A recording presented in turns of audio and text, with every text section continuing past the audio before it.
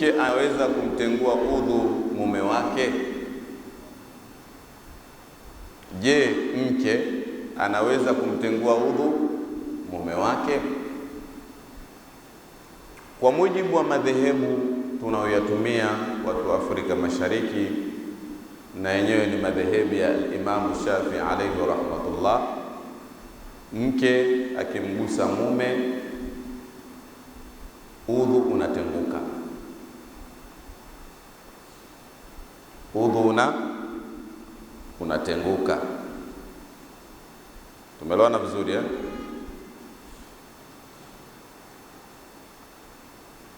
Mke akimshika mume kwa mujibu wa madhehebu ya Imam Shafi alayhi rahmatullah, udhu wake unakuwa umetenguka. Tumeelewana vizuri eh? Naam. Swali la pili, je, ni wajibu kutiania wakati wa kuoga janaba? Je, ni wajibu kutiania wakati wa kuoga janaba? Nia ni wajibu. Nia wakati wa kuoga janaba ni wajibu, bali nia ni takwa la kisheria. Katika sala ni wajibu kutiania, katika udhu ni wajibu kutiania, katika funga wajibu kutiania, katika hija wajibu kutiania, na katika kuoga janaba ni wajibu kutiania. Innamal a'malu binniyat, hakika matendo hulipwa ama huzingatiwa kwa ile nini? Nia. Kwa hiyo kama mtu hajatia nia wakati wa kuoga janaba, atakuwa hajakamilisha josho la wajibu. Lazima wakati wa kuoga janaba, muoga janaba atie nia, kwa sababu innamal a'malu binniyat wa innama likulli imri'in ma nawa. Naam.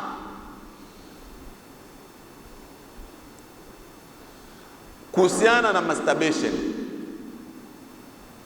masturbation ni haram. Masturbation ni nini? Ni haram.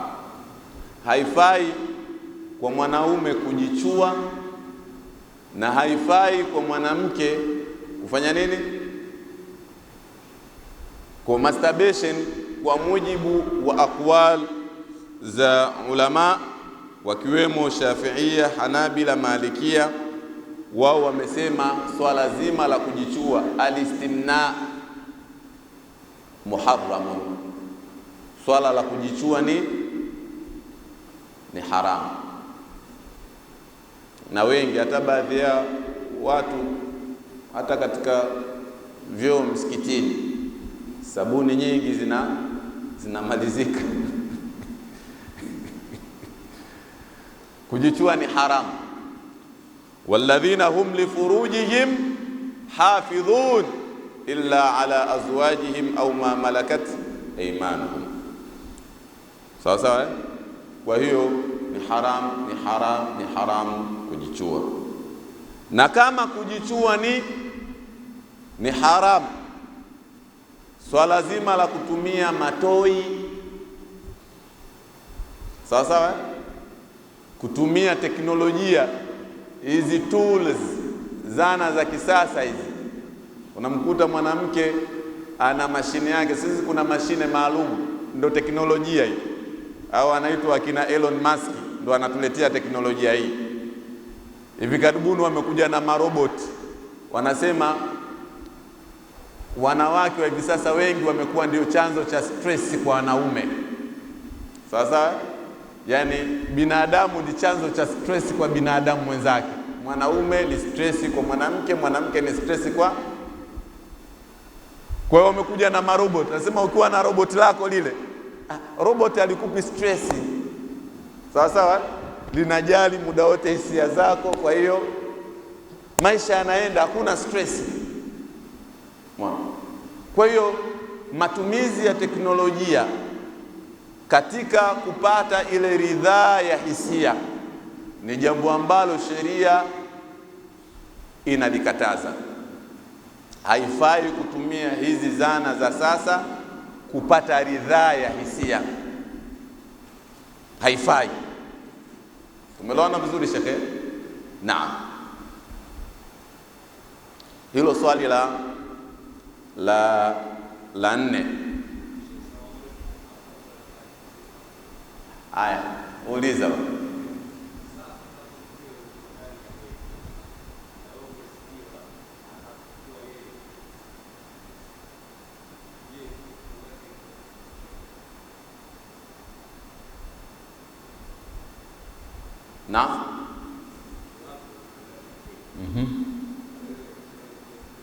Na wewe umezidiwa. Yeye akakuchua. Sheikh anauliza, tena umeuliza vizuri kabisa, barakallahu lak, Mwenyezi Mungu akubariki. Sheikh ameuliza hivi, endapo mkeo yupo katika ada yake ya mwezi, tunaita period, yupo katika period, na wewe mume wake umezidiwa, maji yamezidi unga, ukahitaji kukutana na mkeo.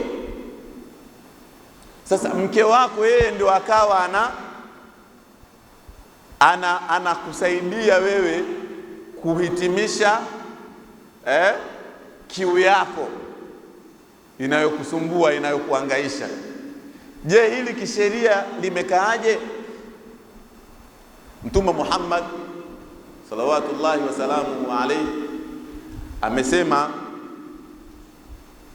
mwanaume anatakiwa kujichunga, kujizuia kukutana na mke wake anapokuwa katika ada yake. Sawa sawa, na mtu akikutana na mkewe akiwa katika ada yake anakuwa ameyakufuru yale aliyoteremshiwa Mtume Muhammad. Juzi nilienda Iringa, katika jumla ya mazungumzo na yule mwenyeji wangu, akaniambia, bwana Sheikh Singa, huku wakati mwingine mtu anakutana na mke wake ikiwa bado hajamaliza, yani inakuwa imebakia siku moja, lakini ile siku moja mwanaume anaiona kama vile mwaka vile. Sasa wakati mwingine ubinadamu unamchukua, anakutana na mke wake wakati mke wake yupo katika ada yake, na wakati mwingine wakina mama wenyewe kwa sababu ya kuwa na wasiwasi na mume wake anaweza akaenda kuchepuka nje, anaona ngoja nitengeneze mazingira mume wangu afanye nini, apate tulizo la roho, na wakati anajua kwa yeye bado hajamaliza siku zake. Na mwanamke anayefanya hivi kwa mujibu wa hadithi za Mtume sallallahu alaihi wasallam anakuwa amelaaniwa. Mwanamke ambaye sawa sawa anamshawishi mume wake kukutana naye kimwili, bali anamwekea mazingira safi ili akutane naye kimwili wakati anajua yupo katika ada, huyu mwanamke amefanya nini? Amelaaniwa. Na mwanaume ambaye anajua kuwa mke wake yupo katika ada na bado analazimisha kukutana naye, huyu ameyakufuru aliyoteremshiwa Mtume Muhammad.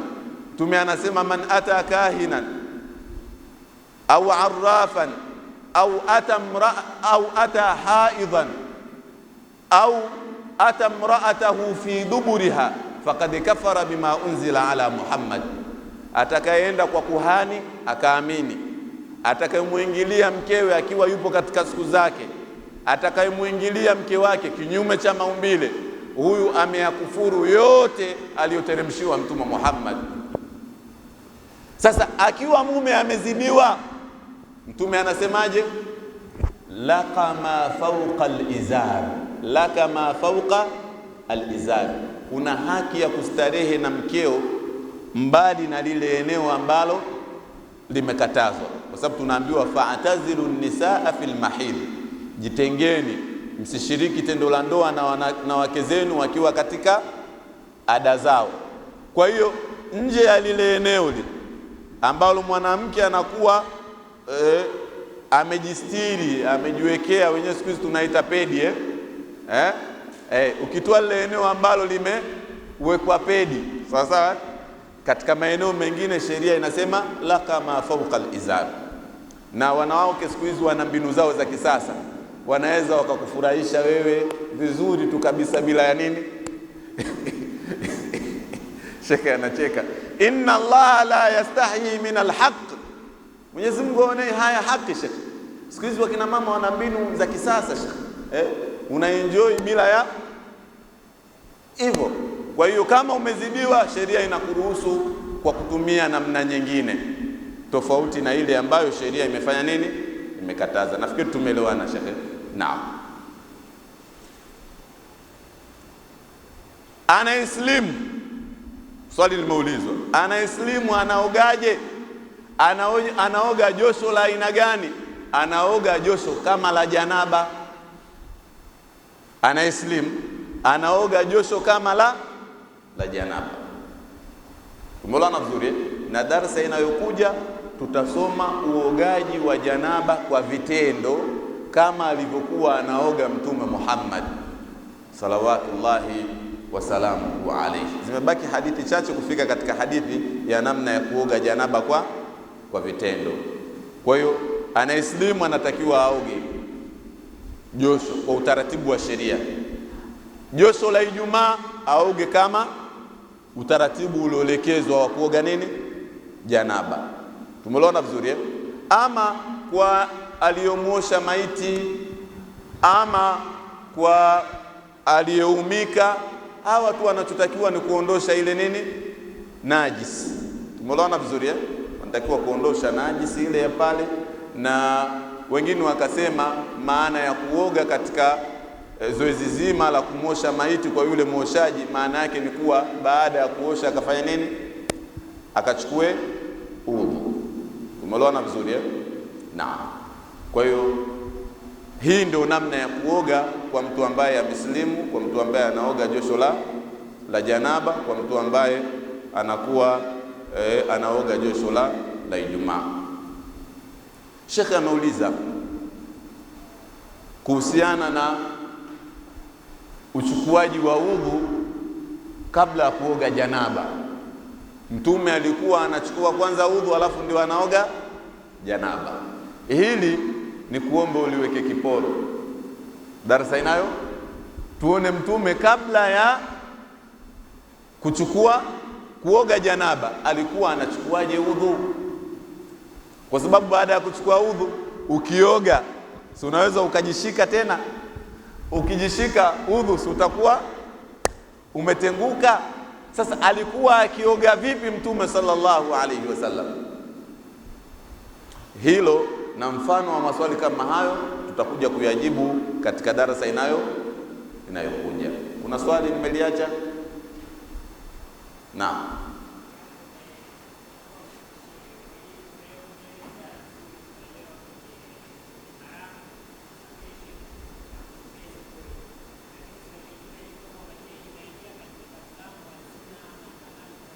Hapana,